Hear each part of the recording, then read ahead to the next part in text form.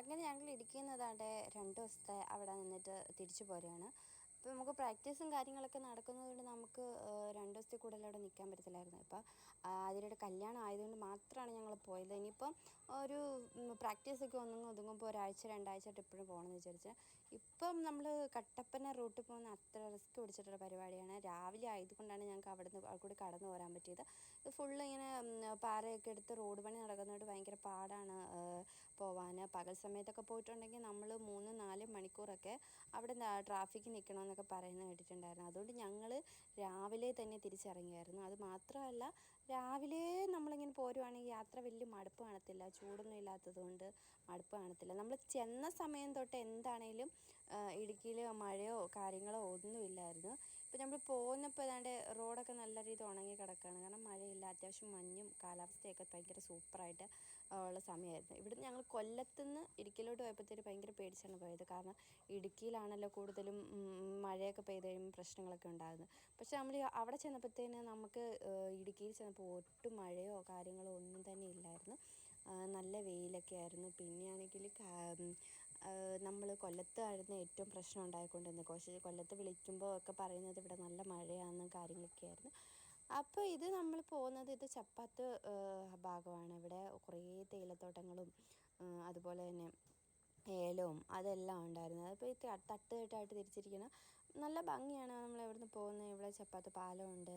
അതുപോലെ തന്നെ ഇതുണ്ടാവും മഞ്ഞൊക്കെ രാവിലെ ആയതുകൊണ്ട് നല്ല രീതിയിൽ മഞ്ഞ് ഇറങ്ങുന്നുണ്ടായിരുന്നു. അത്യാവശ്യം നല്ല ഒരു കുടയുണ്ട്. അതുപോലെ തന്നെ നല്ലൊരു തണുപ്പുള്ള കാലാവസ്ഥയായിരുന്നു. നമ്മളിപ്പം ഈ ഭാഗമൊക്കെ നമ്മൾ ഡെയിലി പണ്ടൊക്കെ ഞാനിവിടെ പോകുമ്പോഴത്തേന് എനിക്ക് ഡെയിലി കണ്ടുകൊണ്ടിരുന്നതാണ്. പക്ഷേ എനിക്ക് ഈ ഏലത്തോട്ടമൊക്കെ കാണുമ്പോൾ വലിയ ക്യൂരിയോസിറ്റി ആകാംക്ഷയായിരുന്നു. കാരണം നമ്മൾ ഇടുക്കിക്കാരായതുകൊണ്ട് ഡെയിലി ഇതൊക്കെ കണ്ട് വലിയ ഇതൊന്നും ഇല്ലായിരുന്നു. പക്ഷേ ഇപ്പോൾ എനിക്കിതൊക്കെ കാണുമ്പോൾ ഭയങ്കര ഒരു ഇതാണ്. കാരണം കൊല്ലത്ത് വന്നിട്ട് ഇതൊന്നും കാണാൻ പറ്റുന്നില്ല. അത് മാത്രമല്ല ഇപ്പം നമ്മൾ വല്ലപ്പോഴും ഇടുക്കിയിലോട്ട് ചെല്ലുമ്പോഴത്തേന് ഇതൊക്കെ കാണുമ്പം ഭയങ്കര ഒരു സന്തോഷമാണ്. വീണ്ടും വീണ്ടും കാണണമെന്നുള്ളൊരു ആഗ്രഹമാണ്. തലയിൽ നമ്മൾ രാവിലെ ഇറങ്ങിയത് കൊണ്ട് അതൊന്നും നല്ല ഭംഗിയുണ്ടായിരുന്നു. അത് മാത്രമല്ല തേയിലത്തോട്ടത്തിൻ്റെ അകത്ത് പണിയെടുക്കാൻ വേണ്ടി ജോലിക്കാരൊക്കെ ഒത്തിരി പോകുന്നൊക്കെ ഉണ്ടായിരുന്നു. ഇവിടെ ഈ ഒരു ഭാഗം ഇനി ഏലപ്പാറ ആ ഭാഗം വരെ ഫുള്ള് തേയിലയാണ്. അപ്പോൾ നമുക്ക് തേയില മാത്രമേ കാണാൻ പറ്റില്ല. 2 സൈഡിലും തേയില ഇറങ്ങുന്നുണ്ട്. അത് മാത്രമല്ല ഈ തേയിലത്തോട്ടത്തിൽ കൂടെ ഇങ്ങനെ കോടമഞ്ഞ് ഇറങ്ങി വരുന്നതൊക്കെ കാണുമ്പോഴൊക്കെ നമുക്ക് നല്ല ഭംഗിയാണ്.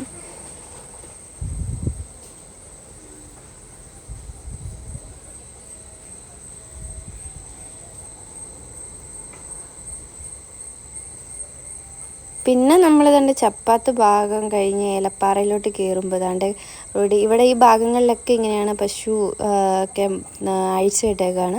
അത് കൃത്യസമയമാകുമ്പോഴത്തേന് അതിൻ്റെ വീട്ടിൽ ചെന്ന് കയറുമെന്നാണ് പറയുന്നത്. പിന്നെ ഇത് വാഗമൺ റൂട്ടാണ്. പണ്ട് ഹോസ്റ്റലിൽ പഠിച്ചുകൊണ്ടിരുന്നപ്പോഴത്തേന് ഞാൻ ഈ വഴിയായിരുന്നു ഡെയിലി വീട്ടിലോട്ട് വന്നുകൊണ്ടിരുന്നത്. ഇവിടുന്ന് നമ്മൾ നേരെ ചെല്ലുമ്പോൾ ഒരു 5 കിലോമീറ്ററുള്ള ഏലപ്പാറയിൽ നിന്ന് ഈ വഴി ചെല്ലുമ്പോൾ വാഗമണ്ണിലോട്ട് എത്താൻ പെടാൻ.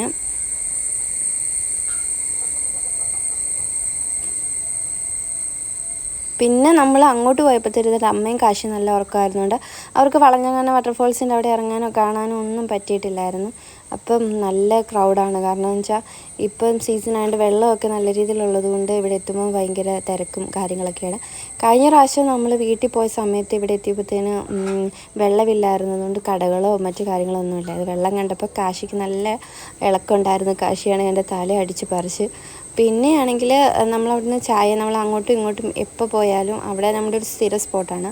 ചായ കുടിച്ച് എന്തെങ്കിലും ജസ്റ്റ് ഒരു ചെറുതായിട്ട് എന്തെങ്കിലും കഴിച്ചിട്ടാണ് നമ്മൾ പോകുന്നത്. പിന്നെ ഒരു ഫോട്ടോ എടുക്കുക അതൊക്കെ നമ്മുടെ ഒരു പതിവാണ്. കാരണം നമ്മുടെ സ്പോട്ടുകളിൽ ഏറ്റവും ഫേവറേറ്റ് ആയിട്ടുള്ള സ്പോട്ടുകളിൽ ഒന്നാണ് വളഞ്ഞങ്ങാനം വാട്ടർഫോൾസ്.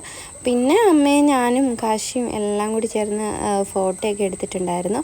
അപ്പം കാശിയുടെ ഞാൻ ഫോട്ടോഷൂട്ടൊക്കെ കഴിഞ്ഞ് ഞങ്ങൾ പിന്നെ അവിടെ തിരിച്ച് പോരുന്നു.